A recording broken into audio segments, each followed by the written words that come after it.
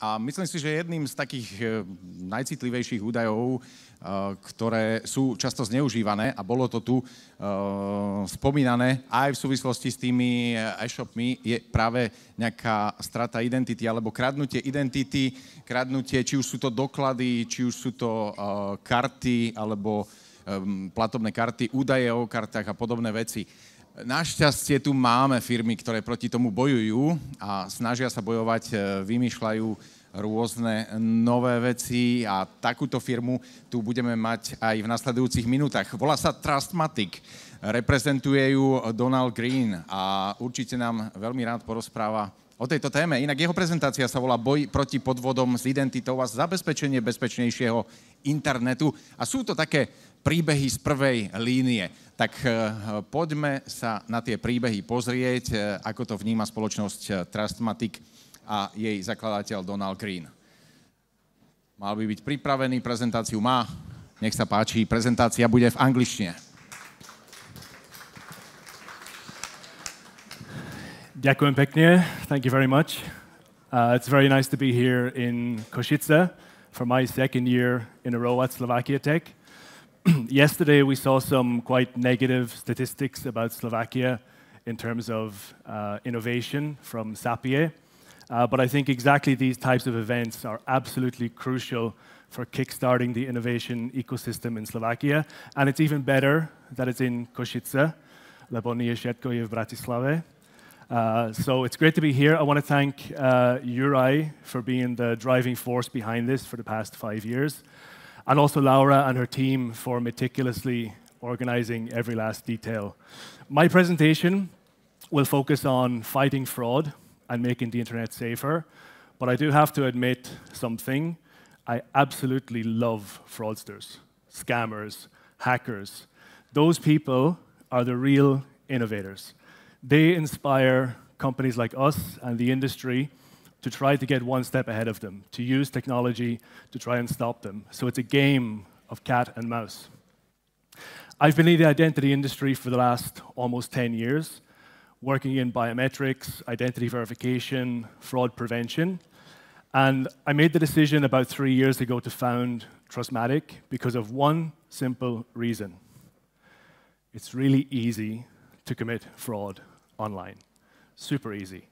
And in this presentation, I'll show you some real examples from the Czech Republic and Slovakia of actual fraud attempts or successful fraud that's happening in the region on an almost daily basis. What do we mean by identity fraud? Identity fraud is pretending you are somebody else or creating a synthetic identity to do things like opening digital bank accounts, Revolut, for example.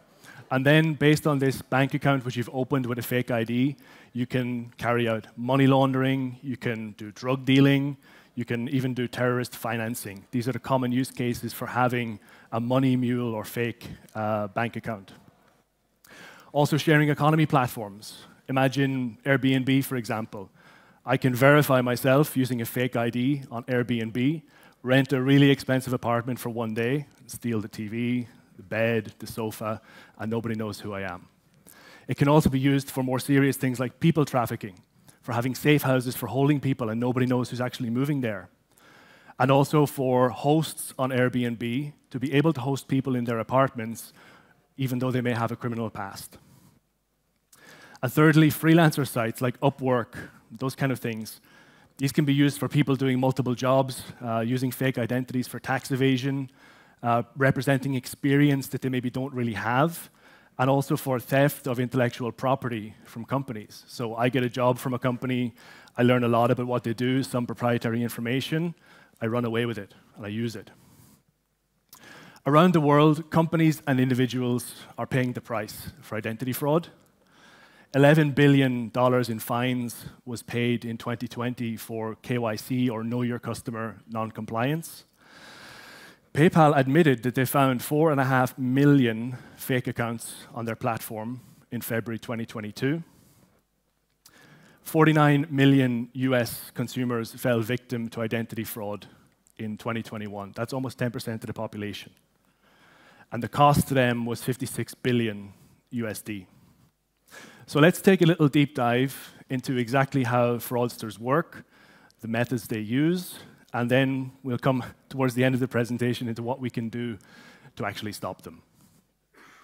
So how do fraudsters work? We'll use a real example. Let's meet Dennis. Hands up who is a business owner, CEO, or somebody responsible for hiring people. Okay, we got a few, got a lot actually. Very often on LinkedIn, which I'm sure you all use, you'll get a reach out from somebody like this. Dennis. Beautiful profile, wide open road, sitting at the top of a mountain, and open to work. Amazing education history from Denmark, qualified full-stack engineer, just the guy you're looking for. Dennis recently applied for a job in the Czech Republic, Czechia. And as a normal part of a screening process, when hiring somebody, the company asked Dennis to provide his identity document, which he did, his passport, Danish passport. I'll make a disclaimer, by the way, all of the data you see here does not relate to a real physical person. It's not GDPR. It's compliant with GDPR. So he sent his passport. Excellent, okay? And he also sent a criminal report or certificate signed by the chief of police in Denmark that he is a stand-up character. So you're thinking, wow, I found this amazing developer. His record checks out. He's great. Let's go hire him. Not so easy.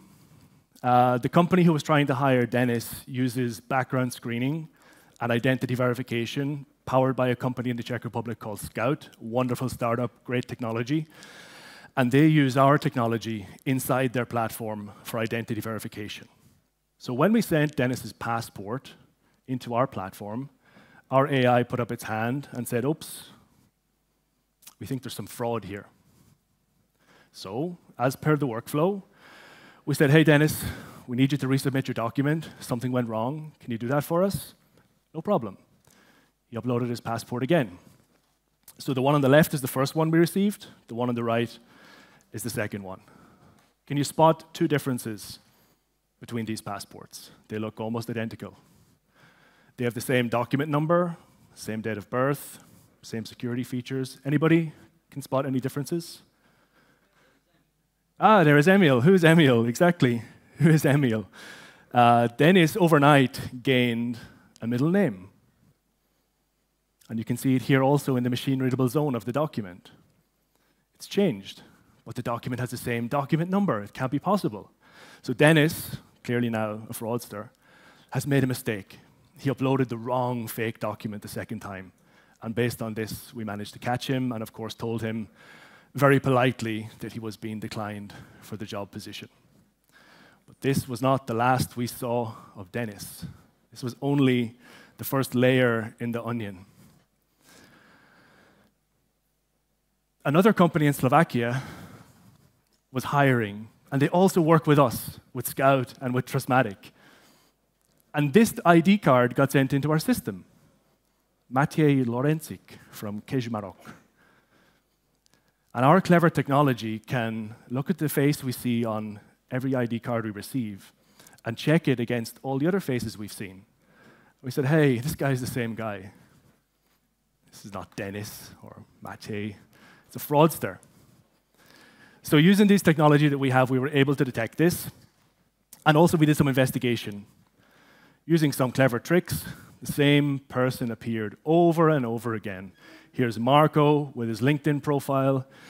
Here's Christopher with his GitHub profile. Here's the whole website.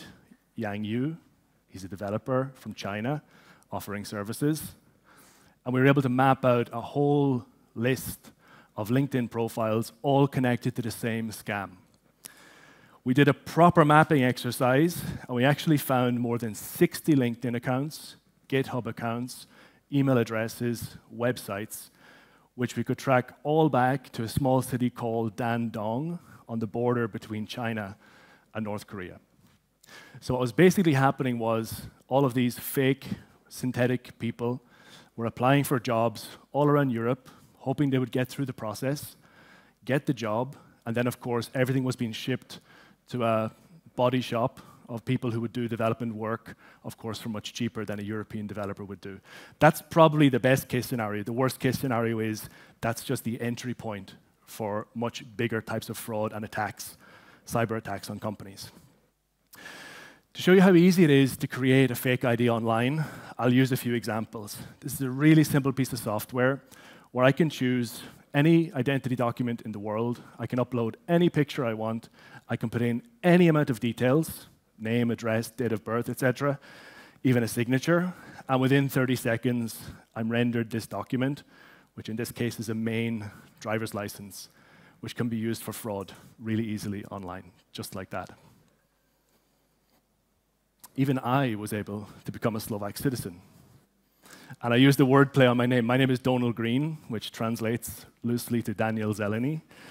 And using this system, I was able to create my fake Slovak ID in about 20 minutes, just like that. I was also able to use that ID on some live systems as a test in the last few days to see would it be accepted. And of course it was. You can see my green check. This ID is verified by this particular vendor, and I'm free to commit fraud. It's not enough just to have an ID. You also need to take a selfie. You know those verifications you've gone through? You take your ID, you take a selfie. So the second part is the selfie. And companies like us got very clever, and we said we're going to do liveness detection. We're going to make sure it's a real human behind the photo. So the early evolution of that was we asked users to move their head, blink, say something, those kind of things. But fraudsters, again, are one step ahead. Here's a picture of me. I'm taking that still image, which anybody can steal from my LinkedIn, my Facebook, my Instagram, anywhere, and I can steal it from all of you if I can find you online. I can create a deepfake, which does all of the things that the liveness detection will challenge you to do and get past. It's not only complex, high-tech fraud that we're open to. In fact, there is a fraudster among us in the room today, maybe a few. We tested something yesterday, a really interesting situation where because I'm a speaker, I have access to the VIP lounge, but our chief marketing officer, Susanna, does not. And it was raining yesterday at lunchtime, and we wanted to sit somewhere to finish this presentation. So I managed to get a copy of my Donal Greene's ID, let's call it, and give it to Susanna and said, look, use it, cover it, you'll get into the VIP zone. So we committed here at Slovakia Tech yesterday identity fraud as a special example of how it can be so easy to get past security checks. So how can we protect ourselves against this type of fraud? The first thing is if you own a document like this, which I'm sure you do, passport, ID card, driver's license, never let it out of your hands. If you check into a hotel, which most of you probably did in the last couple of days, it's enough that the guy or lady on reception will take your document, they'll go and maybe scan it or whatever it might be, or they'll really sneakily take their phone out and just take a little picture of it, and they'll end up with something that looks like this. And in 2 clicks on Microsoft PowerPoint, you can change it to anybody else, in this case, Uri. Not suggesting he's going to use that for any fraud. But of course, the best line of defense is in artificial intelligence. Artificial intelligence can do things that humans cannot.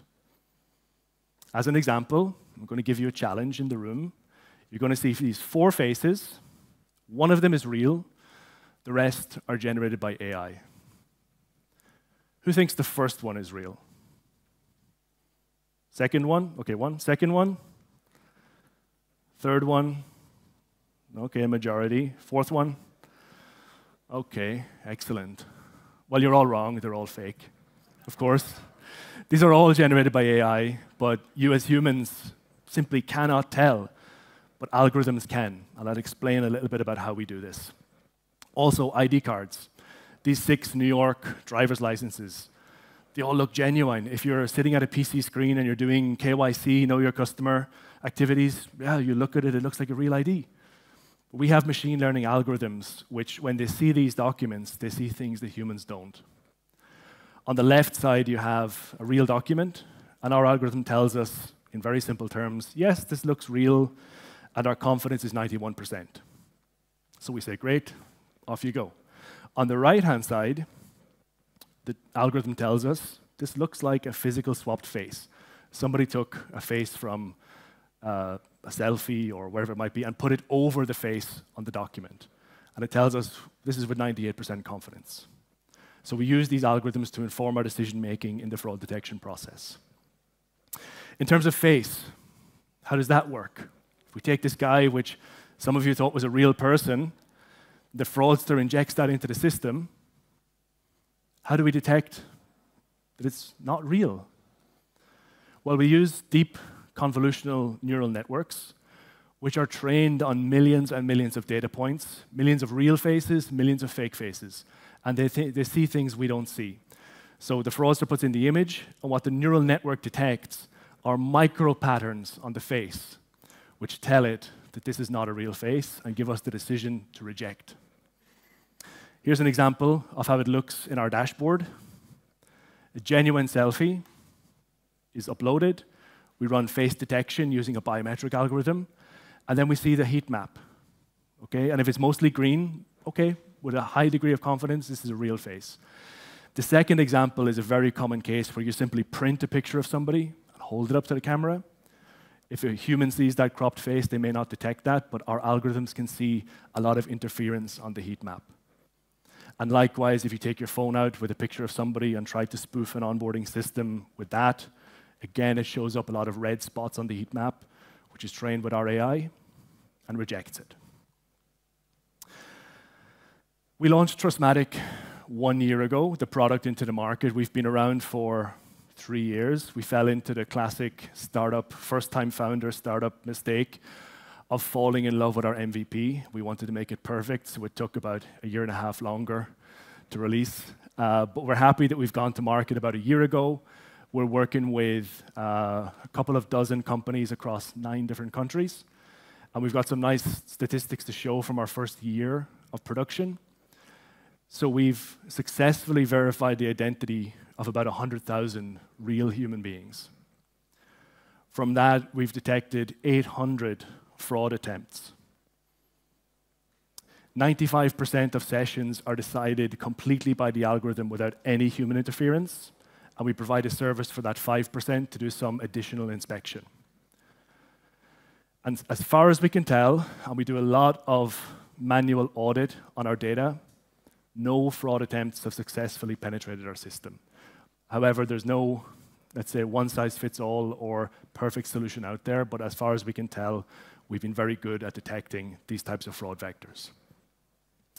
I'll leave you with a short slide on where we see the future of identity verification and fraud detection. At Trustmatic, we're building up our platform on 5 main pillars. The first one is user centricity. It should take you less than 20 seconds to verify your identity. We already achieved that. If it takes longer, some solutions take minutes. It's not good enough for today's users. We want to get from 95 to 98% first-time completion rate or automation rate, and eventually to 100%. And we want to design interactive processes powered by conversational AI, which guide you through the process and make it easier to verify your identity. Second pillar is trust, which of course is crucial for us. We continue investing in AI, working with partners to bring the best attack detection technology to the market. And we also want to add in additional biometric modalities. Face is one. We want to add in fingerprint, palm print, voice, behavioral biometrics. We believe that verifying your identity should be something that's portable. You shouldn't have to open an account on Airbnb and verify your identity. Open an account on Tatrabanka and verify your identity. Open on Finax and verify your identity. You should do it once, and you should be able to port that verified credential across multiple services. We also believe in self-sovereignty of verified identity. When you scan your ID and take a selfie and send it somewhere, you have no idea where it's going. You have no control over it. You can't just go and get it back. It's very difficult. We believe you should own your identity. You should own your credentials. You can update it, delete it, revoke, grant access at your will. And finally, it should be decentralized, because PII is personal identifiable information, and we have huge honeypots of data, of your ID cards, of your selfie, of your personal information, sitting on servers all around the world. If we decentralize it and encrypt it, even if the hackers get access to this data, it's useless to them. So thank you very much for your attention. If you'd like to find out more about my thoughts on fraud, you can scan the QR code and connect with me on LinkedIn. Or if you have any questions, you can feel free to ask now or send me an email afterwards. Thank you very much.